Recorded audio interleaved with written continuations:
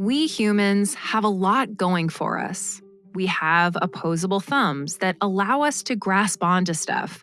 We speak tons of different languages. Our brains have allowed us to develop things like electricity and cell phones, and a telescope that can show us galaxies 13 billion light years away.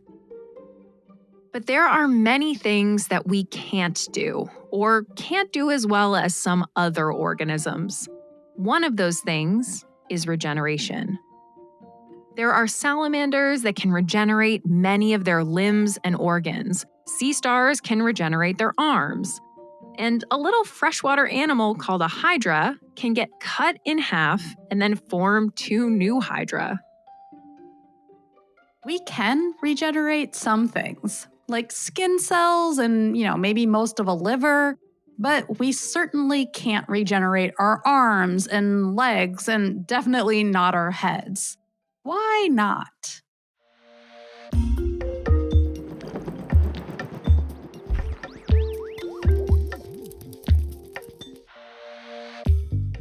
Welcome to Tiny Matters. I'm Deboki Chakravarty, and I'm joined by my co-host Sam Jones. Regeneration is a hot topic in the sciences, which makes sense. Think about it. If we really understood how things regenerate, the potential there is kind of unimaginable. We'd not only be able to heal a spinal cord injury or damaged organs and limbs, we might be able to slow down the aging process and not suffer from diseases like Alzheimer's.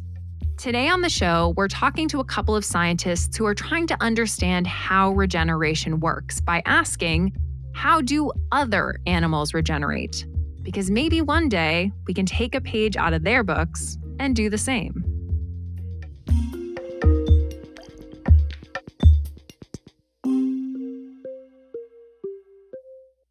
So, let's start from the top. What is regeneration?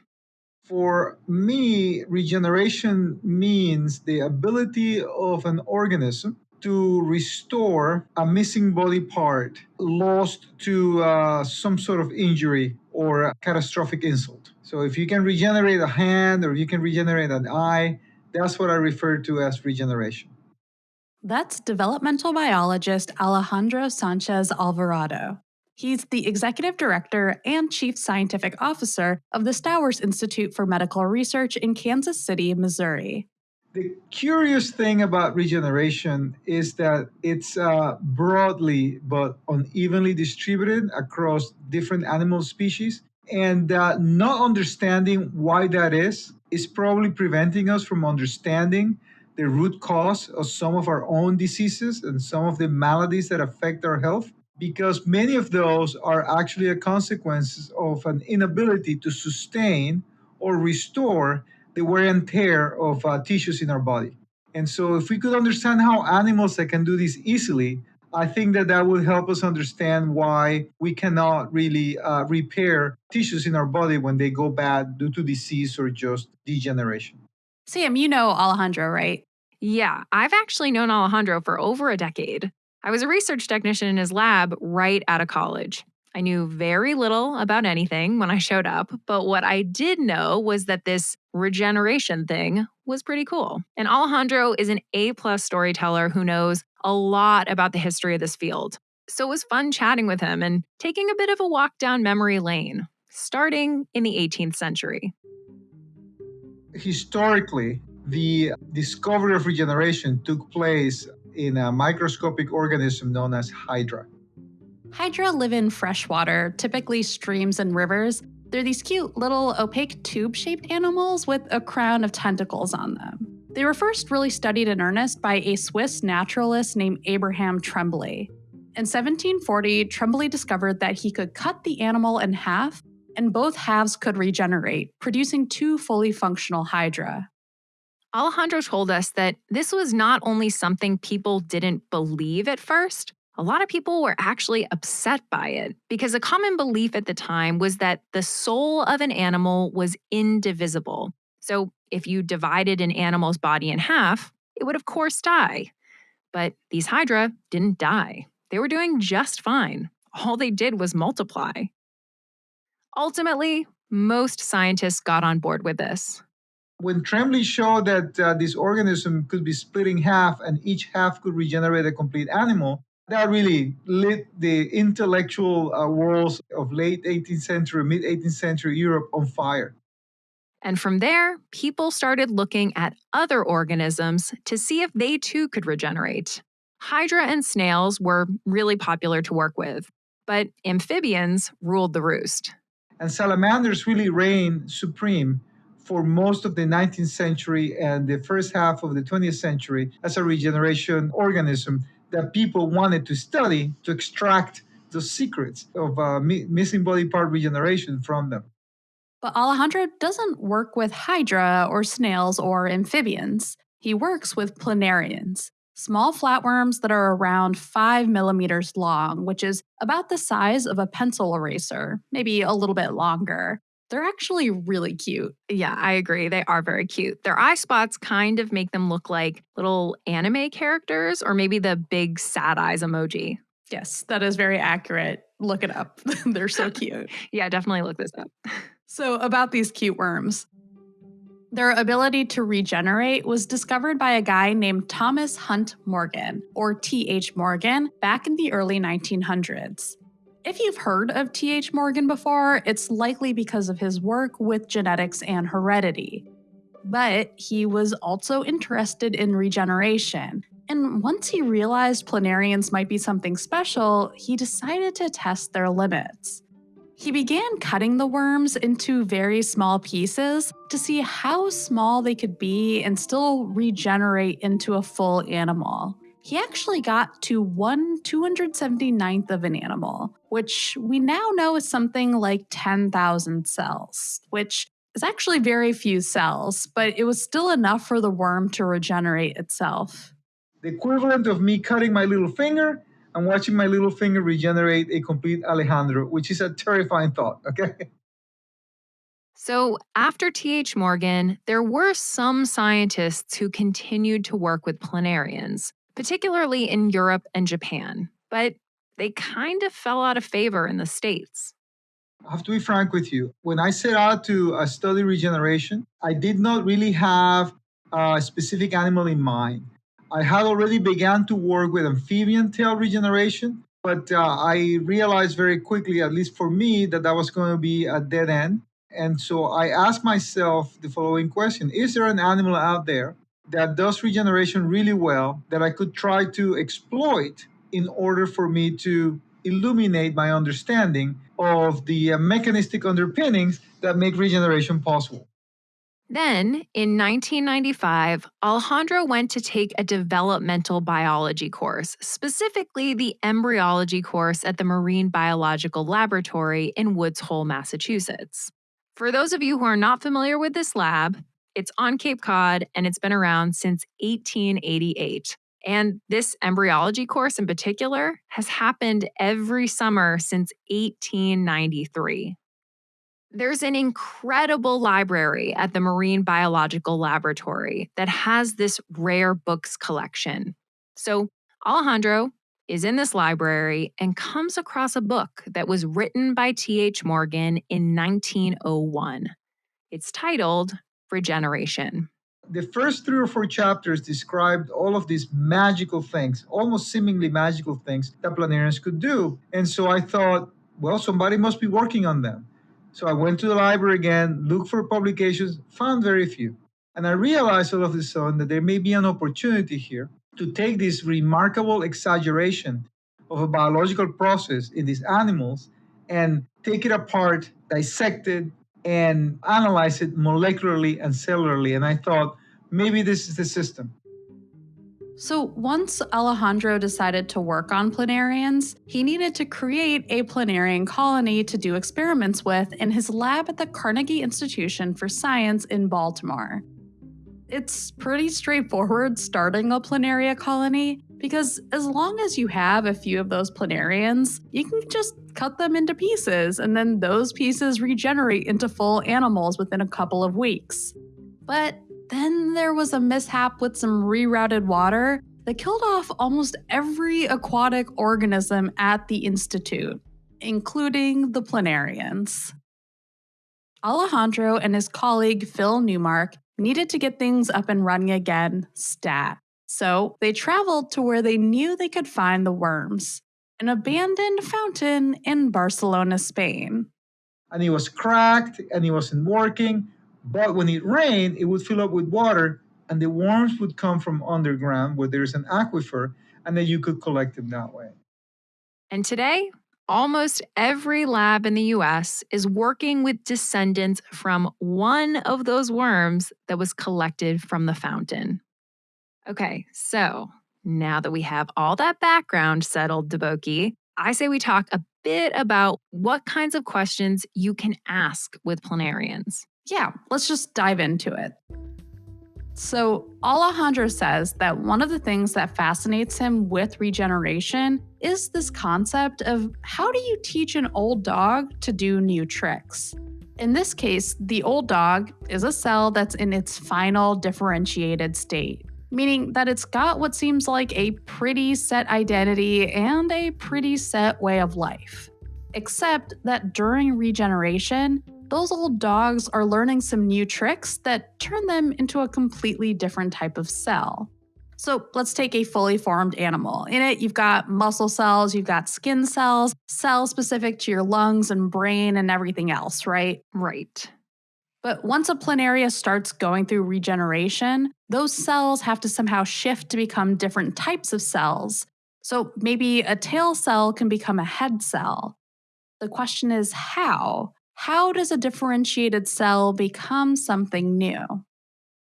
One way Alejandro and other researchers are trying to tease apart the different genetic pathways and players involved is by using something called RNA interference, or RNAi, a method that led to researchers Craig Mello and Andrew Fire winning a Nobel Prize in 2006.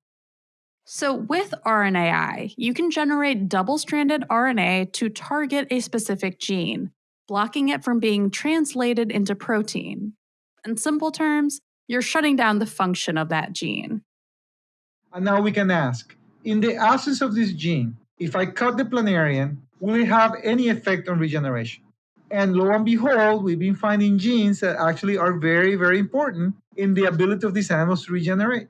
We have one gene, for example, that when we target it with this RNAi or double-stranded RNA, no matter where we cut the animal, it only regenerates heads. Not tails, but heads. And so we get these multi-headed animals from just perturbing one gene. And the list goes on and on and on. So we've been able to use this tool to give us an idea of what molecules are most likely necessary for allowing this animal to do what they do. What I like the most about these animals is their ability to force us to question what we think we understand about cell biology, about genetics, and about how these things come together to produce form and function. Every time that we push these animals to yield some of their secrets, they push back and surprise us with how ignorant we truly are about how these things actually work. I love that. Me too. We humans can be very confident, and I think sometimes what we really need is a cute little worm that can regenerate its head to put us in our place. I think it's safe to say that by now, Alejandro has probably convinced you that planarians are very cool. So, now let's talk about another animal that can regenerate better than us humans, the zebrafish. Zebrafish are freshwater fish that are black and white striped. That makes a lot of sense. That's some great naming. Yes, and I guess, to be fair, in certain lights, they do look a little bit more blue and white striped, but whatever, they're striped, they're zebrafish. So, these fish are native to South Asia, but they're used in labs all around the world for tons of different research, including regeneration research. Dana Klatt-Shaw is a postdoctoral researcher in the McCullough Lab at Washington University in St. Louis, and she studies zebrafish spinal cord regeneration. Zebrafish can fully regenerate a functional spinal cord when theirs is severed, something that is, of course, not possible in humans for a variety of reasons. When a neuron is injured in humans, even if it survives that initial injury, it actually degenerates typically. You lose additional neurons even after the initial injury. Dana tells us another issue for humans is that we don't really have the ability to generate new neurons once they're lost. And there are broader issues that are beyond what's going on in the neuron itself. We have all of these cells that recognize there's an injury and they infiltrate in, and they actually participate in this scarring response. In the spinal cord, this results in what we call this kind of heterogeneous, dense fibrotic scar. It's this really dense tissue that packs in the lesion and prevents axons from regrowing across it. So in the fish, this response is entirely different. So neurons, once they're damaged, we don't see this degenerative response in zebrafish. And zebrafish are capable of adult neurogenesis, which humans are not. We actually don't see this scarring response, and we don't see this hyperinflammation or at least the same kind of hyperinflammation that we would see in the human spinal cord. The zebrafish gives us a really great opportunity where we can go in piece by piece and pick apart the system and say, okay, so the fish regenerates spontaneously. What are the conditions where it doesn't regenerate? And so we can, kind of like Jenga, actually pull out piece by piece and say, what can actually cause the system to collapse, to not regenerate? One of the first projects that Dana worked on when she started in the McCullough lab was with specialized cells that zebrafish have called bridging glia. Glia are cells in the nervous system, but they're not neurons. Their job is to patch things up after an injury, but the way they do this is different depending on the animal. In mammals, they're involved in the scarring that happens after spinal cord injury. In zebrafish, the glia cells actually change shape and form a kind of bridge across the lesion, connecting the two halves of the severed spinal cord and providing a scaffold for new neurons. So in zebrafish, there isn't scarring, there's regeneration. And so this was characterized over 10 years ago, but we didn't really have a good understanding of the signals that told these glia to have this really robust kind of dramatic transformation after injury. So we were able to identify kind of a list of genes that's important for instructing these glia to respond to injury in the way that they do. Ultimately, with the goal to say, okay, how can we actually trigger human glia to perform a similar function? Now Dana is also working on understanding how the immune system interacts with neurons after injury. For the longest time, we thought that the human immune system was actually pretty anti-regenerative and was triggering this scar response. But we're learning that it's really not that simple. So if we deplete the immune response in mammals, systems like mice after injury, they actually have worse regenerative outcomes. So it's not an all or nothing thing. It seems that there are pro-regenerative aspects of the immune system as well as anti-regenerative. The zebrafish immune system is really well conserved with mammals, very similar between the two species. So it's giving us this great opportunity where we can go in and say, well, what aspects of the immune response post-injury are actually pro-regenerative? So again, picking apart piece by piece to look at different immune cell types and different molecular pathways. All of these findings are allowing researchers to understand more about these complications when it comes to spinal cord injury. I think, we're understanding so much more about these complications. So for instance, 10 years ago, one of the main treatments, if you came into a clinic with a spinal cord injury, they would treat you with a drug called dexamethasone. So this is a broad anti-inflammatory drug, and it was the idea that, this immune response is generally detrimental. So if we can dampen that immune response, we can, try and save these axons from degenerating and save this kind of, prevent this secondary damage. And, as I mentioned, we now know that the immune response is actually pretty important after injury, even in humans. I do generally feel optimistic. We know so much more now than we knew 10 years ago, and I think we're going to continue on in that direction. think every model organism has its strengths and weaknesses. So collaboration across species is incredibly important for this field. Planaria, they don't have a spinal cord, but you can still use them to ask super important research questions that we can't ask in the fish community and people in the mouse community can't ask. So I think it's leaning on each organism's strengths to really, make progress in this very complex field.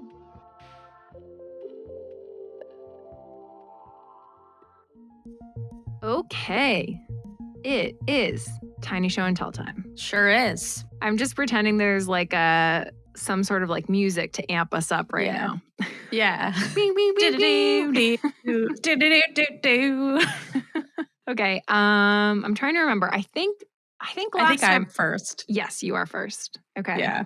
Whenever you are ready, go for it. So today, for my Tiny Show and Tell, I'm going to talk about something that I don't think I talk about that much on this podcast, physics. Because physics, it's hard. Anyways, The thing about physics is I feel like it's a field that exists to make even the simplest things feel so much harder than they need to be.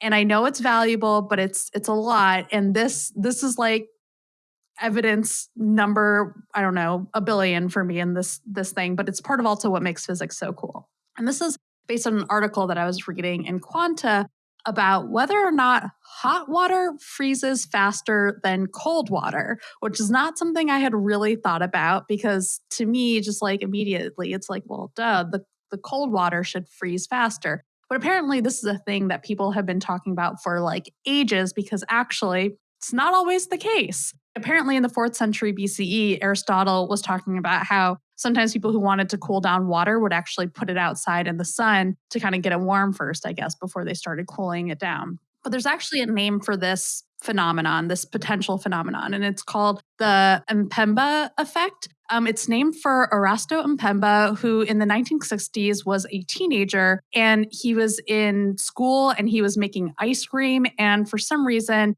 his boiled mixture that he was making for his ice cream cooled a lot faster compared to the mixtures that his classmates put into the fridge, which had already been previously cooled. And he was really curious about this. So he actually asked a physicist named Dennis Osborne about this. And so they were working on some experiments to basically document, like, does hot water in particular cool down faster than cold water? And they published it in a journal in 1969. And so since then, this phenomenon of hot water cooling faster than cold water has been called the Mpemba effect. It's really interesting, but it's also really difficult to replicate these experiments because it turns out that how you measure the temperature of water, again, because physics is so good at making simple things complicated, there's all of these confounding variables that come up. And so there actually been scientists who've been trying to replicate this effect. And in 2016, there were scientists who were testing stuff out to see if they could replicate these experiments. And they found that where they put the thermometer in the water changed what temperature they actually measured. And then there were basically ways that they could almost fake this effect in their experiment, even though their samples didn't actually show this result overall. So it was interesting because then they looked back in the literature and they found that Mpemba and Osborne's results were the only ones where the effect was so strong that it couldn't be due to this kind of measurement issue. So there's still clearly some kind of effect that was measured, but replicating it just turns out to be really hard. But it's really hard to pin down in part because this kind of cooling thing that physicists are trying to understand, apparently what makes it so hard is that this is a system that is out of equilibrium and is trying to approach equilibrium. And I guess that's just difficult to study. I really love this article because I thought it did a really great job of explaining the story behind how people have been trying to study this effect for so long and why it's so hard. So I definitely really enjoyed this article. I am proud of you for bringing something physics related. Thank you. Because I'm going out of my comfort zone. Yes, absolutely. It's kind of cool also when you think about the really basic stuff in science that seem just intuitively, oh, of course, this is what would happen. This is what makes sense. And then all of a sudden, experimentation tells you otherwise. Even these things that just seem so obvious, maybe, can't take everything at face value. Yeah. Is your intuition wrong? We don't know because it turns out measuring things is hard. All right. I'm ready to share my tiny show and tell. Yes, go for it. So, unlike you, I did not go outside my comfort zone in the very least, because mine is fully biomedical science related, which is what I did my graduate work in. So, kudos to you. Let's start with a tiny bit of backstory.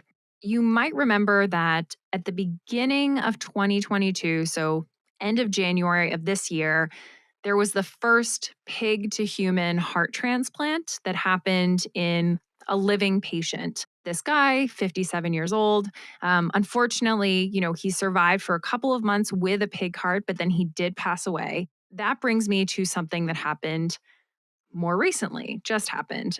Two patients, they were considered brain dead and they were actually about to be taken off of life support. They were given pig heart transplants. One of the patients, I guess, the pig heart was a little bit small for them.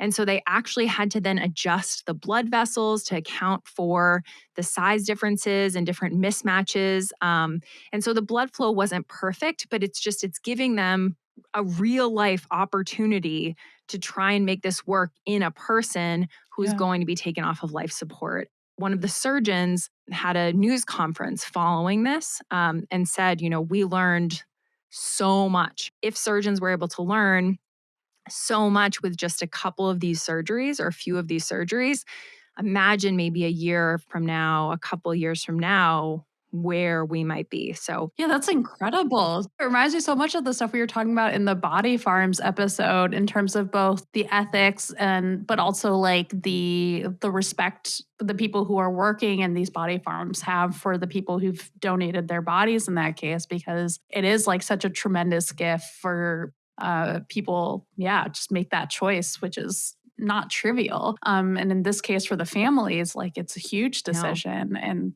that's incredible on a personal level. And then also the science and the potential medical impact that's crazy. That's so cool. Thanks for tuning in to this week's episode of Tiny Matters, a production of the American Chemical Society. I'm your exec producer, and I'm joined by my co-host, Deboki Chakravarti. This week's script was written by Sam, edited by me, and by Matt Radcliffe, who's the executive producer of ACS Productions. As always, it was fact-checked by Michelle Boucher. The Tiny Matters theme and episode sound design are by Michael Simonelli, and our artwork was created by Derek Bressler. Thanks so much to Alejandro Sanchez Alvarado and Dana Klatt Shaw for chatting with us.